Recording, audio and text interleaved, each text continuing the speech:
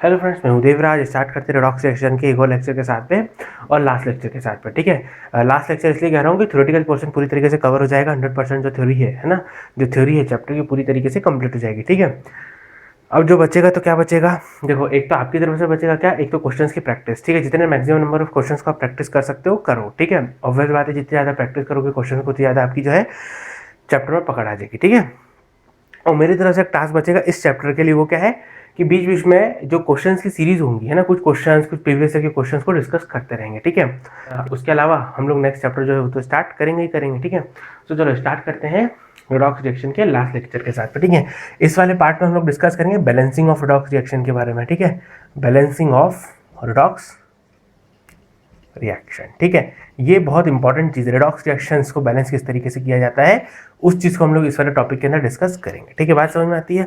तो चलो स्टार्ट करते हैं। देखो ये चीज़ ऐसी है, इसको सीधा एग्जांपल से बताया जा सकता है। ठीक है, तो हम लोग एग्जांपल ले लेते हैं। जैसे मान लो आपको क्या दिया गया है, MnO4 नेगेटिव रिएक्ट कर रहा है। मान लो किसके साथ रिएक्ट करवा रहे हैं, देखो मैं सीधा सीधा लिख रहा हूँ ना MnO4 नेगेटिव, तो इसका ये मतलब है कि अपन लोगों ने क्या किया, KMnO4 लिया होगा। ठीक है, और ऑब्वियसली बात है ये डिसोसिएट करके अपन को K पॉजिटिव साथ में MnO4 नेगेटिव दे देगा। ठीक है, उसी तरीके से आपने कोई है ना ऐसा कंपाउंड लिया होगा जिसमें Fe2 पॉजिटिव आयन हमें मिले, जैसे एग्जांपल के तौर पे FeCl2 ले लो। ठीक है, तो ये अपन को आयनाइज होकर क्या दे देगा, Fe2 पॉजिटिव दे देगा। तो इसकी रिएक्शन करवाई आपने किसी कंपाउंड के साथ में, तो अपन को क्या मिल जाएगा, Fe2 पॉजिटिव। ये दोनों आपस में क्या करेंगे, रिएक्ट करेंगे, या यूँ कह लो कि एक दूसरे को न्यूट्रलाइज करेंगे, या यूँ कह लो एक दूसरे को ऑक्सीडाइज और या रिड्यूस करेंगे। ठीक है, वो स्पीशीज जिसका ऑक्सीडेशन होना होगा वो ऑक्सीडाइज करेगी और सामने वाले को रिड्यूस करेगी बाय गिविंग द इलेक्ट्रॉन्स, और सामने वाला जिसका रिडक्शन होना होगा वो रिड्यूस हो जाएगा अपने आप। ठीक है, अब देखते हैं किसका ऑक्सीडेशन होगा और किसका रिडक्शन होगा। इसका दूसरा तरीका क्या होता है, क्या हम लोगों ने ये चीज़ बताई थी कि मीडियम कैसा है, अगर हमें ये मालूम है तो हम पता कर सकते हैं प्रोडक्ट क्या बनेगा। ठीक है,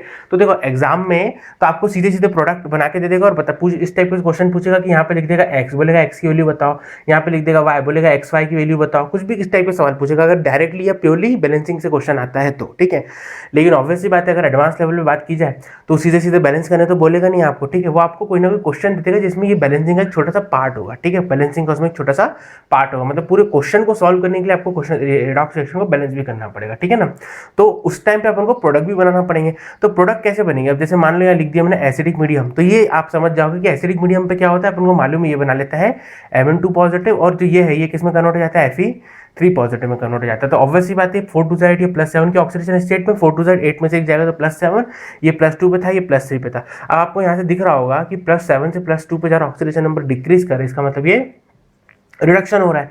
और ये +2 से +3 पे जा रहा ऑक्सीडेशन नंबर इंक्रीज करिए बाय 1, तो इसका मतलब ये इसका ऑक्सीडेशन हो रहा है। ठीक है, ये सब चीजें क्लियर है अपन को। ठीक है, अभी अपन बात करें बैलेंस करने के बारे में। ठीक है, अभी अपन किसके बारे में बात करें, अभी अपन बात कर रहे हैं बैलेंस करने के बारे में। तो अभी हम देख लेते हैं कि बैलेंस कैसे करेंगे हम लोग रेडॉक्स रिएक्शन को। ठीक है, तो देखो +7 से +2 पे जा रहा डिफरेंस कितने का आ रहा है, 5 का डिफरेंस आ रहा है। मैं आपको एक अलग तरीका बताऊंगा, 50 तरीके हो सकते हैं किसी भी रेडॉक्स रिएक्शन को बैलेंस करने के, लेकिन अपन उसमें से इजीएस्ट देखेंगे, सबसे जिसमें कम समय लगे वो देखेंगे, और पूरा की पूरा जितना भी अपन ने पढ़ा उस सबको मैच करता है। जैसे अपन लोगों ने एक कम में बहुत ज़्यादा फोकस किया है ना, एन फैक्टर के बारे में। ठीक है, तो एन फैक्टर के बारे में हम लोगों ने बहुत ज़्यादा फोकस किया है, तो एन फैक्टर को ध्यान में रखते हुए है ना, इस तरीके से हम लोगों ने रिएक्शन को बैलेंस करना है कि वो एन फैक्टर का कंसेप्ट भी यहाँ पे अप्लाई हो जाए और अपन का काम बड़ी आसानी से हो जाए। ठीक है, तो ये +7 से +2 पे जा रहा था है ना, और दूसरी चीज़ मैं बताना चाह रहा हूँ, ये सबसे शॉर्टेस्ट और ईजिएस्ट और टाइम कंजप्शन जो है इस क्वेश्चन ये मेथड में सबसे कम है। ठीक है, तो +7 से +2 पे जा रहा डिफरेंस कितने का आ रहा है, 5 का, तो ये इसका एन फैक्टर निकल गया। ठीक है, +2 से +3 पे जा रहा डिफरेंस कितने का आ रहा है, 1 का, और कितने पे आ रहा है, 1 का, तो एन फैक्टर इसका 1 निकल गया।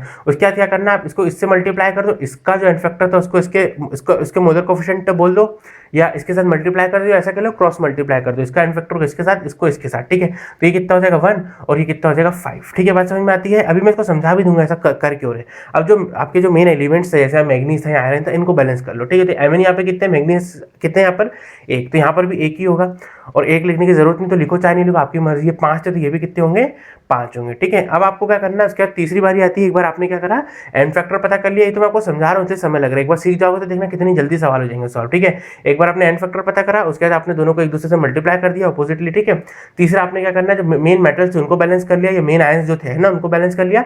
फिर नेक्स्ट बारी आएगी बेटा किस चीज की, ऑक्सीजन को बैलेंस करने की। तब ऑक्सीजन चेक करो, रिएक्टेंट साइड में, प्रोडक्ट साइड में, रिएक्टेंट साइड में 4 ऑक्सीजन थे। ठीक है, तो अपोजिट साइड में उतने ही वाटर मॉलिक्यूल्स जोड़ दो। ठीक है, 4 ऑक्सीजन थे तो यहाँ पे 4 वाटर मॉलिक्यूल्स जोड़ दिए। ठीक है, 4 एटम्स थे ऑक्सीजन के, 4 जितने एटम्स ऑक्सीजन के होंगे उसके अपोजिट साइड में या जितने भी जिस भी साइड में ऑक्सीजन के एटम्स कम होंगे उतने ही वहाँ पे वाटर मॉलिक्यूल जोड़ दोगे। तो यहाँ पे 4 थे, यहाँ 4H2 जोड़ दिया अपन ने। अब चूंकि एसिडिक मीडियम था, अब देखो यहाँ पे एक चीज ध्यान से सुनना, यहाँ पर 4 2 8 यानी 8 हाइड्रोजन भी ज्यादा हो रहे हैं। तो चूंकि एसिडिक मीडियम था, उसके ऑपोजिट साइड में या जिस साइड में एच एन का कंसंट्रेशन कम है उतने ही जितने हाइड्रोजन यहाँ एक्सेस में है उतने यहाँ जोड़ दो। ठीक है, तो ये एट 8H पॉजिटिव आ जाएगा। ठीक है, तो अपन ने क्या करा, रिएक्शन को बैलेंस करने के लिए फिर से एक बार बताता हूँ, करने के लिए फटाफट करते हैं। ठीक है, समझ गए, रिएक्शन अपनी बैलेंस हो गई। तो अपन ने क्या करा, फटाफट इसका एन फैक्टर निकाला, कितना निकला था 5, इसका कितना निकला था 1, तो इसको इसके साथ मल्टीप्लाई कर दिया। उसके बाद ऑक्सीजन को चेक करा आपने, उसके बाद मेटल्स को चेक करिए, मैग्नीज था तो ये 1 था तो 1 हो जाएगा, 5 था तो 5 एक, ऑक्सीजन को चेक करा तो यहाँ पर 4 कम थे तो यहाँ पर 4H2 डाल दिया, हाइड्रोजन यहाँ कम थे तो 8H पॉजिटिव डाल दिया। अब चूंकि अगर मान लो मैं ऐसा कह रहा हूँ, अगर मान लो बेसिक मीडियम होता तो थोड़ी सी रिएक्शन थोड़ा सा एक्सटेंड हो जाता। सबसे पहली बात तो अगर मान लो बेसिक मीडियम होता तो प्रोडक्ट ये नहीं बनता, प्रोडक्ट कुछ और बनता। ठीक है, और दूसरी चीज उसको बैलेंस करने का थोड़ा सा तरीका भी हल्का सा बाद में अलग हो जाता, मतलब यहाँ तक तो आना ही था जितना अपन ने यहाँ तक आए। एसिडिक मीडियम में जिस तरीके से बैलेंस करते 90% आपको वही स्टेप्स फॉलो करना पड़ती है, एक आध स्टेप्स और ऐड हो जाती है उसमें। ठीक है, चलो एक दो एग्जांपल और देता हूँ, बेसिक मीडियम का भी बताऊंगा। पहले 2-3 एग्जांपल हम लोग एसिडिक मीडियम के देख लेते हैं, उसके बाद हम लोग बेसिक मीडियम पर भी डिस्कस करेंगे। ठीक है, अच्छा अब अगर मान लो आपको दे रखा है Cr2O7 2 नेगेटिव है, इसकी रिएक्शन हो रही है C2O4 2 नेगेटिव के साथ। किसके साथ रिएक्शन करा रहे हैं अपन लोग, इसकी C2O4 2 नेगेटिव के साथ पे। ठीक है, ये क्या है अपना, देखो आपने K2Cr2 पोटेशियम डाइक्रोमेट लिया होगा, इससे अपन को आयन मिल गया। ठीक है, ये ऑक्जेलिक एसिड लिया होगा, इससे अपन को ये ऑक्जेलेट आयन मिल गया। ठीक है, अपन को अब मैं लिख रहा हूँ ये एसिडिक मीडियम, तो एसिडिक मीडियम में अपन को मालूम है Cr3 पॉजिटिव बनाता है और ये C2O4 2 नेगेटिव है CO2 बनाता है। ठीक है, चूंकि एसिडिक मीडियम था इसलिए। ठीक है, हालांकि अगर मैं कुछ भी नहीं लिखता हूँ और अगर मैं इस रिएक्शन को बता देता हूँ तो भी फिर क्या समस्या है, फिर तो और सरल हो जाएगा। लेकिन अगर मतलब प्रोडक्ट नहीं मालूम है तो आप बना भी सकते हो इस तरीके से। अपन लोगों ने इन सबको सीखा है, अगर नहीं पता तो आप या तो आई बटन में क्लिक करके क्या करो, सीधे सीधे कहाँ चले जाओ, पूरी प्लेलिस्ट में चले जाओ, आपको उसमें जो थंबनेल होगा थंबनेल में आपको टॉपिक दिख जाएगा, आप उसे देख सकते हैं। ठीक है, चलो इसको बैलेंस करते हैं। तो आप प्रीवियस वीडियोस को देख ले तो उसके बाद करोगे तो ज़्यादा अच्छा रहेगा। ठीक है, 7 2 14, 14 में से हो जाएगा तो कितना बचेगा 12, 12 बाय 2 यानी +6 की ऑक्सीडेशन स्टेट पे है ये क्रोमियम। यहाँ पे +3 दिख रहा था, यहाँ पे +4 होगा और यहाँ पे 4 2 8 में से 2 जाएगा तो कितना बचेगा 6, 6 बाय 2 यानी कितना हो जाएगा ये 3, यानी +3 की ऑक्सीडेशन स्टेट पे यहाँ पे +6 से जा रहा है +3 पर, डिफरेंस कितने का आ रहा है 3 का। ठीक है, लेकिन 2 पे आ रहा है, यानी 3 2 6 यानी 2 दिख रहा है ना, 2 पे आ रहा है कि नहीं आ रहा, तो इसका मतलब इसका जो एन फैक्टर हो जाएगा कितना हो जाएगा 2 हो जाएगा। ठीक है, अच्छा इसका पता करो, +3 से +4 पे आ रहा है, डिफरेंस कितने का आ रहा है 1 पे, कितने पे आ रहा है 2 पे, 1 का 2 पे आ रहा है, तो कुल मिलाकर इसका जो एन फैक्टर निकलेगा वो कितना निकलेगा 2 निकल जाएगा। अब चाहो तो आप डायरेक्टली इसको इससे मल्टीप्लाई कर दो, इसको इससे मल्टीप्लाई कर दिया, रेशो ले लो, एक ही बात है। आप चाहो तो इसको रेशो ले लो, 6:2 था ना, तो आप इसको 3:1 भी तो लिख सकते हैं ना, तो आप इसको 3:1 के रेशो ऐसे भी कर सकते हैं, यानी 3:1 यानी इसको आप इससे मल्टीप्लाई कर दो और इसको आप इससे मल्टीप्लाई कर दो, तो 1 तो लिखने की क्या जरूरत, और इसको 3 से मल्टीप्लाई कर दो, बहुत बड़ा इसका काम हो गया, एन फैक्टर का सारा काम हो गया खत्म। ठीक है, अब आपको क्या करना है, अब आपको करना क्या है, जो मेन मेटल्स थे या जो मेन एलिमेंट्स थे, ठीक है, जैसे यहाँ पे क्रोमियम, इनको बैलेंस कर लो। जैसे क्रोमियम में कितने थे 2 थे, तो यहाँ पर भी 2 कर लिया। यहाँ पे कार्बन एटम कितने थे 3 2 6, तो यहाँ पर भी 6 थे, तो इसको भी 6 लिख के हमने इसको बैलेंस कर लिया। उसके बाद किसकी बारी आएगी, ऑक्सीजन को बैलेंस करने की। तो ऑक्सीजन यहाँ पे कितने थे 7, और ये देखो 7 ऑक्सीजन यहाँ से, और ये 4 3 12 ऑक्सीजन यहाँ से, इसका मतलब कुल मिला के 19 ऑक्सीजन एटम्स यहाँ पे प्रेजेंट है, और यहाँ पे 6 2 12 ऑक्सीजन एटम्स यहाँ पे प्रेजेंट है। ठीक है, तो इसका मतलब ये है कि यहाँ पे 19 और यहाँ पे 12 डिफरेंस कितने का आ रहा है 7 का। तो कहाँ पर डिफरेंस आ रहा है, यहाँ पर, मतलब 7 यहाँ पर कम है, तो क्या करोगे, जितने कम थे उतने ही H2 मॉलिक्यूल जोड़ दोगे, जहाँ पे कम थे यहाँ कम थे, तो यहाँ पे 7H2 मॉलिक्यूल जोड़ दिए। ऐसा करने से H पॉजिटिव आयंस की संख्या यहाँ पे ज्यादा होगी, तो आप क्या करोगे, जितने ज्यादा होगा उतने ही यहाँ पे जोड़ दोगे, तो कितना हो जाएगा 7 2 14, तो 14 H पॉजिटिव आयन यहाँ जोड़ दिए। और चूंकि एसिडिक मीडियम था इसलिए जोड़ना भी समझ में आ रहा था अपन को। ठीक है, चलो समझ में आया किस तरीके से बैलेंस करते हैं रेडॉक्स रिएक्शंस को। ठीक है, 2-3 एग्जांपल हम लोग और देख लेते हैं। अब हम लोग एग्जांपल देख लेते हैं बेसिक मीडियम का, एक और एग्जांपल देख लेते हैं बेसिक मीडियम का। जैसे मान लो आपको दिया हुआ Cl2 है, ठीक है, ये बना रहा है ClO3 नेगेटिव और साथ में Cl नेगेटिव। ठीक है, ध्यान से देखो, ये आइसोलेटेड स्टेट थी, मतलब इसकी ऑक्सीडेशन स्टेट में 0 थी, 3 6 में से एक जाएगा, +5 की ऑक्सीडेशन स्टेट पे यहाँ पे क्लोरीन है, ये -1 है, जो आयन है उसका इसका एन फैक्टर होगा, मतलब -1 इसका दिख ही रहा है। देखो 0 से +5 पे जा रहा है, इसका मतलब एक बार इसका ऑक्सीडेशन भी हो रहा है, और 0 से -1 पे जा रहा है, इसका मतलब एक बार इसका रिडक्शन भी हो रहा है। मतलब यहाँ से देखने पे तो डिस्प्रपोर्शनेशन रिएक्शन दिख रही है। ठीक है, अच्छा आप एक काम करो ना, बैलेंस करने के लिए इसको क्या करो, पीछे से कर लिया करो, डिस्प्रोपोर्शनेशन रिएक्शन को आप बैकवर्ड साइड से देखा करो। ठीक है, ठीक है, जैसे कम प्रोपोर्शनेशन रिएक्शन उस तरीके से। ठीक है, तो 3 2 आप अब क्या करो, उल्टे तरीके से करो। अब तो सारे कहानी सेट है, कैसे देखो, ये कितना था +5 से 0 पे जा रहा था, डिफरेंस कितने का आ रहा था 5 का। ठीक है, और एक ही था, इसका मतलब इसका एन फैक्टर कितना हो जाएगा 1 आ जाएगा। ठीक है, ये 1 से जा रहा था बेटा, -1 से जा रहा था 0 पर, डिफरेंस कितने का आ रहा था 1 का 1 पे, तो इसका मतलब इसका एन फैक्टर 1 निकल जाएगा। ठीक है, अब मल्टीप्लाई कर दो तो 5 का यहाँ पर और 1 का यहाँ पर, 1 लिखो, यहाँ पर कर दो 5। ठीक है, तो ये हो गई बैलेंस। अब देखो उसके बाद क्या करो, यहाँ पर जो मेन एलिमेंट है दैट इज क्लोरीन, उसको बैलेंस करो। तो क्लोरीन 1 और यहाँ 5 कुल मिला के 6 हो गए, यहाँ पे तो 2 ही थे, तो एक काम करो 3 लिख दो, तो 3 टू 6 होगा, ठीक है। उसके बाद बारी है कि ऑक्सीजन को बैलेंस करने की, तो यहाँ पे 3 ऑक्सीजन एटम्स प्रेजेंट थे, तो उसके ऑपोजिट साइड पे क्या करो 3H2 मॉलिक्यूल्स जोड़ दो। ऐसा करने की वजह से क्या हो गया है, H पॉजिटिव की कमी आ गई है यहाँ पर, कितने की 6 की, तो यहाँ पर 6 H पॉजिटिव जोड़ दो। अब क्या करो, जितने हाइड्रोजन यहाँ जोड़े थे ना, दोनों तरफ उतने ही OH जोड़ दो, मतलब इधर भी 6 OH जोड़ दो और इधर भी 6 OH जोड़ दो। ये एक्स्ट्रा स्टेप है, जो बताया था ना बेसिक मीडियम में एक आध स्टेप बढ़ जाता है, तो वो स्टेप है, ठीक है। यहाँ तक तो आप एसिडिक मीडियम पर भी करते थे ना कि H पॉजिटिव जहाँ पे कम थे वहाँ पर आप उतने ही जोड़ देते थे H पॉजिटिव जितने आपने, है ना, तो ऐसे ही करते थे ना एसिडिक मीडियम पे। बेसिक मीडियम में जितने H पॉजिटिव जहाँ जोड़े दोनों तरफ उतने ही आप उतने ही OH जोड़ दो, तो यहाँ पे 6 H पॉजिटिव थे ना, उतने ही 6 OH नेगेटिव जोड़ दो और 6 OH नेगेटिव आप यहाँ पे जोड़ दो। अच्छा, ये 6H पॉजिटिव 6 OH नेगेटिव को मैं ऐसे करके लिख सकता हूँ कि 6H2O भी तो लिख सकता हूँ ना। अगर मान लो 6 OH नेगेटिव है और 6H पॉजिटिव है, तो मैं इसको ऐसे भी तो लिख सकता हूँ 6H2O। बात तो एक ही पड़ी ना, देखो 6 और ये 6 और 6 यानी 12, तो 6 2 12, 12 हाइड्रोजन है और उसके अलावा यहाँ पर 6 ऑक्सीजन है, 6 ऑक्सीजन है, तो आप डायरेक्टली ऐसे लिख सकते हो इसको, कैसे 6H2O, ठीक है। अच्छा, और यहाँ पे ध्यान से देखो, तो यहाँ पे आप क्या कर सकते हो, रिएक्टर और प्रोडक्ट जो चीज कॉमन है उसको आप काट सकते हो कि नहीं काट सकते, तो इसके 3 से इसके 3 को काट दोगे, तो इसका मतलब ये क्या बच जाएगा आपका, यहाँ पर 3H2 हो जाएगा। इसका मतलब कुल मिला के आपकी बैलेंस हो जाएगी 3H2 और यहाँ पे लिख दो आपको 6 OH नेगेटिव, कितना 6 OH नेगेटिव। क्या देखो रिएक्शन बैलेंस हो चुकी है, बिल्कुल बैलेंस हो चुकी है। आप चाहो तो चेक भी कर सकते हो, क्रॉस चेक। देखो 3 कितने थे, 3 टू 6, 6 क्लोरीन एटम्स थे, क्या यहाँ पर ऐसी थी, बिल्कुल सही बात है, क्लोरीन के इधर भी 6 थे। ऑक्सीजन कितने थे यहाँ पे 6 और 7 8 सॉरी 6 और यहाँ पे कितने थे 3 और 3 6।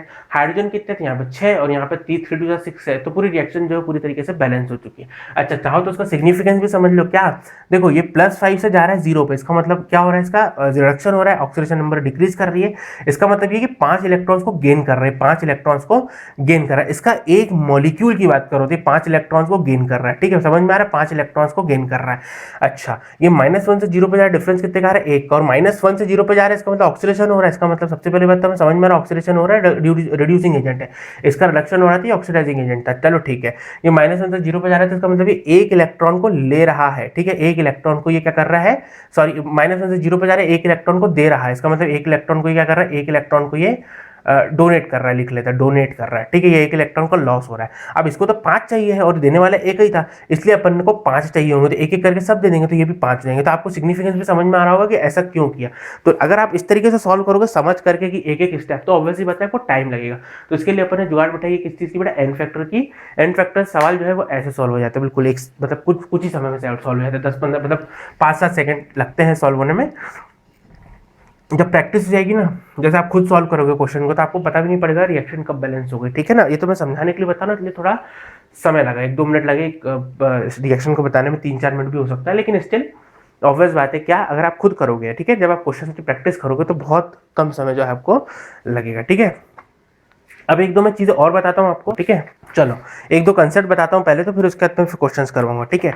देखो मतलब कंसेप्ट बता रहा हूँ, तो फॉर्म ऑफ क्वेश्चन ही रहेंगे, वो भी क्वेश्चन ही मान लो, ठीक है। जैसे मान लो मैंने कहा NO3 नेगेटिव आयन है, ठीक है, और ये कन्वर्ट हो रहा है किसके अंदर, ये कन्वर्ट हो रहा है, मान लो ये कन्वर्ट हो रहा है किसमें, NO में कन्वर्ट हो रहा है, ठीक है, किसमें कन्वर्ट हो रहा है, ये NO में कन्वर्ट हो रहा है, ठीक है। अब एक चीज बताना है, 3 टू 6 में से एक जाएगा तो कितना बचेगा, +5 की ऑक्सीडेशन स्टेट है, ये -2 है तो ये +2 के ऑक्सीडेशन स्टेट पे होगा, ठीक है। ये +5 से +2 पे जा रहा है, ऑब्वियसली बात है कि ये ऑक्सीडेशन नंबर डिक्रीज हो रहा है, इसका मतलब इसका रिडक्शन हो रहा है, ठीक है, ये भी हमें मालूम, मतलब ये इलेक्ट्रॉन्स को गेन कर रहा है, ठीक है। और 5 से 2 पे जा रहा है, इसका मतलब 3 इलेक्ट्रॉन्स ले रहा होगा, इसका मतलब ये 3 इलेक्ट्रॉन्स जो है वो ले रहा होगा। एक तरीका ये हो गया। दूसरा तरीका आप ऐसे भी पता कर सकते हो, डिफरेंस कितने का आ रहा है, 5 से गए कितने पे, 2 पे, डिफरेंस कितने का है, 3 का, तो जितना इसका ये एन फैक्टर निकल गया ना, इसका ये एन फैक्टर निकल गया इसका, ठीक है, तो वही एन फैक्टर मतलब उसके इलेक्ट्रॉन्स हो जाएंगे। और इसका एन फैक्टर का सिग्निफिकेंस भी तो यही होता है, कितने number of moles of electrons जो है इसके एक मोल ने, अगर मान लो इसका क्या हो रहा है, रिडक्शन हो रहा है, तो इस ये ऑक्सीडाइजिंग एजेंट हुआ, तो इसके एक मोल ने, तो दिख रहा है, अगर मान लो मैं इसको 1 मोल मान लेता हूँ, तो इसके 3 मोल्स, इसने इसके 1 मोल ने इसके 3 मोल्स ऑफ इलेक्ट्रॉन्स को लिया होगा, तो यही तो इसका एन फैक्टर होगा ना। तो आप चाहो तो डायरेक्टली भी ऐसे पता कर सकते हो क्या, इसका एन फैक्टर कितना निकल गया। तो एन फैक्टर का सिग्निफिकेंस ये होता है कि इसके एक मोल ने कितने number of moles of electrons जो है लिए होंगे, तो ऐसे ही तो होता है। तो अगर मैं 5 से 2 पे जा रहा हूँ तो कितने का डिफरेंस आ रहा है, 3 का, तो ये इसका एन फैक्टर निकल रहा है। इसका मतलब ये है कि इसके एक मोल ने 3 मोल्स ऑफ इलेक्ट्रॉन्स लिए होंगे, या इसके एक मॉलिक्यूल ने 3 इलेक्ट्रॉन्स लिए होंगे, ठीक है ना। तो आप डायरेक्टली भी ऐसे करके लिख सकते थे, ठीक है, ठीक है, इतना तो आपको समझ में आ रहा है। तो इस टाइप के रिएक्शंस को भी आपसे पूछ सकता है कि कितने number of moles of electrons जो है रिक्वायर्ड होंगे, ठीक है। तो आप पता कर सकते हो, ठीक है। अब एक और सवाल लिखो, Cr2O7 है, 2 नेगेटिव और ये बना रहा है अपन को मान लो Cr3 पॉजिटिव। क्या बना रहा है अपन को, ये बना रहा है Cr3 पॉजिटिव। अगेन वो आपसे पूछता है number of moles of electrons या नंबर ऑफ इलेक्ट्रॉन्स कितने रिक्वायर्ड है इस रिएक्शन में, ठीक है। सबसे पहले तो पता करो कि रिएक्शन में इलेक्ट्रॉन्स इस साइड ऐड करना है, इस साइड ऐड करना है, वो आप एक सेकंड में पता कर लोगे। 7 टू 14, 14 में तो हो जाएगा तो 12, 12 बाद हो यानी +6 की ऑक्सीडेशन स्टेट है, ये +3 की ऑक्सीडेशन स्टेट है, ठीक है। तो ऑब्वियसली बात है +6 से +3 पे जा रहा है, ऑक्सीडेशन नंबर डिक्रीज करे, इसका मतलब रिडक्शन हो रहा है, इसका मतलब इलेक्ट्रॉन को ये गेन कर रहा होगा। तो इलेक्ट्रॉन को तो ये गेन कर रहा है, लेकिन कितने इलेक्ट्रॉन्स को गेन करना है वो भी हम पता करते हैं। तो बड़ा 6 में से जा रहा है कितने पे, 3 पे, डिफरेंस कितने का आ रहा है 3 का, लेकिन कितने पे आ रहा है 2 पे, तो इसका मतलब इसका 6, 3 टू 6 इसका एन फैक्टर हो गया, तो 6 यहाँ पे लिख देंगे, सिंपल, कहानी खत्म बस, ठीक है। चलो एक दो सवाल और देख लेते हैं। हमने कहा है MnO4 नेगेटिव है, MnO4 नेगेटिव है और ये अपन को दे रहा है Mn2 positive. Number of moles of electrons या नंबर ऑफ इलेक्ट्रॉन्स आप पता करना है इस रिएक्शन में कितने लगेंगे, ठीक है। देखो 4 टू 8, 8 में से आएगा तो +7 की ऑक्सीडेशन स्टेट, +2 पे जा रहा है, डिफरेंस 5 का आ रहा है, इसका मतलब 5 मोल्स ऑफ इलेक्ट्रॉन्स को लेकर के Mn2 पॉजिटिव दे रहा है, ठीक है। आप चाहो तो पूरी तरीके से बैलेंस भी कर सकते हो कि हो जाएगा 4H2O और ये हो जाएगा आपका 8H पॉजिटिव। 4 थे ना ऑक्सीजन यहाँ पर 4 और यहाँ पे एक भी नहीं था, तो आपने 4H2 जोड़ दिया और उसके बाद आपने यहाँ पर 8H पॉजिटिव जोड़ दिया, ठीक है। पूरी रिएक्शन जो अपनी कंप्लीटली बैलेंस हो चुकी है, ठीक है। बात समझ में आती है, ठीक है ना। एक दो सवाल और देख लेते हैं। अच्छा, अब अगर मान लो मैंने लिखा है MnO2 है अपने पास, MnO2 है और ये बना रहा है Mn2 पॉजिटिव। बता बेटा इसने कितने मोल्स ऑफ इलेक्ट्रॉन्स लिए होंगे या दिए होंगे, कितने दिए होंगे आपको पता करना है, ठीक है। तो ये +4 की ऑक्सीडेशन स्टेट पे होगा, ये +2 मतलब ऑब्वियसली बात है रिड्यूस हो रहा है, ठीक है, इलेक्ट्रॉन्स ले रहा होगा, तो कितने लेगा, +4 से +2 पे जा रहा है, डिफरेंस कितने का आ रहा है 2 का, तो इसका मतलब इसने 2 मोल्स ऑफ इलेक्ट्रॉन्स लिए होंगे, ठीक है। इसका एन फैक्टर 2 निकल गया, ठीक है। अच्छा, एक सवाल और बनता है यहाँ पर, सवाल तो बहुत सारे बन सकते हैं लेकिन जो मेरे को भी ध्यान में आ रहे हैं मैं उनकी बात कर रहा हूँ, ठीक है ना। एक सवाल मैं आपको और बताता हूँ यहाँ पर, ठीक है। देखो सुनना, मैंने कहा है ClO3 नेगेटिव, ठीक है, ये बनाता है Cl2, ठीक है। क्या बनाता है, Cl2 बनाता है, ठीक है। मैंने आपसे पूछा है कि कितने number of moles of electrons लगेंगे, ठीक है, कितने number of moles of electrons जो है वो लगेंगे। तो 3 टू 6, 6 में से एक जाएगा तो कितना बचेगा, +5। ये आइसोलेटेड स्टेट 0 पे था, अब +5 से 0 पे जा रहा है, डिफरेंस कितने का आ रहा है, डिफरेंस कितने का आ रहा है, ठीक है, डिफरेंस कितने का आ रहा है, ऑब्वियसली बात है 5 का डिफरेंस आ रहा है, इसका मतलब ये 5 इलेक्ट्रॉन्स को ले रहा होगा। एक क्लोरीन जो है वो 5 इलेक्ट्रॉन्स को ले रहा है ये बनाने के लिए, लेकिन ये तो 2 होंगे ना, अगर ध्यान से देखो तो ये 2 थे तो ये भी तो 2 होंगे, तो इसका मतलब एक जो है 2 को ले रहा है, सॉरी एक जो है 5 को ले रहा है, तो 2 कितने को लेंगे, डबल को, इसका मतलब ये 10 मोल्स ऑफ इलेक्ट्रॉन्स को लेगा, ठीक है। तो यहाँ पर 1 था अगर, तो यहाँ 5 लिख रहे थे, लेकिन चूंकि 2 है आप मल्टीप्लाई कर देंगे तो कितना बचा, 10 मोल्स ऑफ इलेक्ट्रॉन्स, ठीक है। एक तरीका तो ये हो गया। दूसरा तरीका आप एक चाहो तो एक जनरल फॉर्मूला याद रख लो, क्या कि अगर आपसे कोई डायरेक्टली पूछ ले नंबर ऑफ मोल्स या नंबर ऑफ इलेक्ट्रॉन्स, ठीक है, ये पूछ ले आपसे कोई, ठीक है, number of moles of electrons अगर आपसे कोई पूछ ले तो आप क्या करोगे, देखो एन फैक्टर मतलब क्या होता है, number of moles of electrons. अगर मैं 1 मोल के लिए बात करूँ, या 1 मोल ऑक्सीडाइजिंग एजेंट के लिए या फिर 1 मोल रिड्यूसिंग एजेंट के लिए, तब जो नंबर ऑफ मोल्स का एक्सचेंज होगा that is known as n factor. ये बात तो सबको पता है ना। तो इसका मतलब एन फैक्टर जो है 1 मोल के टाइम पे डिफाइन किया जाएगा, ठीक है, 1 मोल के टाइम पे डिफाइन किया जाएगा। लेकिन अगर मान लो number of moles of electrons पता करना है, ठीक है, जैसे एग्जांपल के तौर पे मान लो मैंने इसी का एग्जांपल लिया, ClO3 नेगेटिव था, ये बना रहा था Cl2, ठीक है। तो अगर ये देखो, अगर मैं यहाँ 5 इलेक्ट्रॉन्स लिखता हूं तो ये तो क्या हो गया, इसका एन फैक्टर हो गया। लेकिन अगर मैं पूछूं number of moles of electrons इस रिएक्शन को कितने लगे, तो आप क्या करोगे, number of moles of electrons उतने लगेंगे जितने इसका एन फैक्टर था, और चूंकि 2 था तो आप उसको मल्टीप्लाई कर दोगे 2 से, तो आंसर कितना आ जाएगा, 10 आ जाएगा।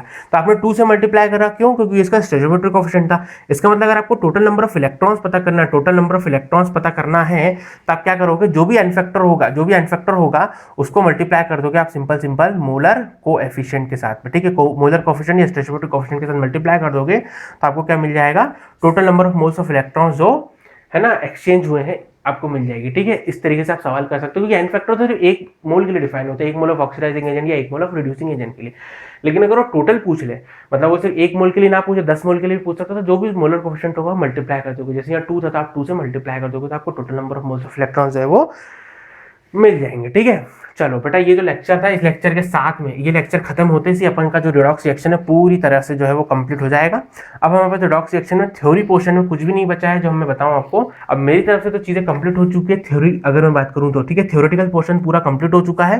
अब आपको आपकी तरफ से करना है क्या, न्यूमेरिकल्स की प्रैक्टिस। ठीक है, क्वेश्चंस की प्रैक्टिस करना है आपको। ठीक है, बेसिकली। ठीक है, और कितने, जितने आपकी कैपेसिटी हो, जितने कम से कम आप कर सकते हो, 100, 150, 200, 300, जितने भी आप एक चैप्टर के कर सकते हो लगा डालो। ठीक है, सबसे इंपॉर्टेंट चीज। ठीक है, दूसरी चीज मेरी तरफ से और क्या बचा इस चैप्टर में, बीच बीच में क्वेश्चंस की सीरीज आती रहेंगी, आप चाहो तो उसे देख सकते हो। ठीक है ना, देख लेना, अच्छा रहेगा। ठीक है, उसके अलावा तीसरी बात क्या, अब हम लोग नेक्स्ट चैप्टर स्टार्ट करेंगे। तो नेक्स्ट चैप्टर कौन सा स्टार्ट करेंगे, तो अब हम स्टार्ट करेंगे आयोनिक इक्विलिब्रियम के बारे में। ठीक है, इक्विलिब्रियम के बारे में। ठीक है, ये चैप्टर अपन स्टार्ट करेंगे जो कि केमिकल इक्विलिब्रियम के बाद आता है, तो मजा आएगा इस चैप्टर में भी। तो फिलहाल तौर पर बेटा जी इस वीडियो पे इतना ही, उम्मीद करता हूँ सबको समझ में आया होगा। Thanks for watching the video. पसंद आए तो लाइक करें, शेयर करें और सब्सक्राइब करें।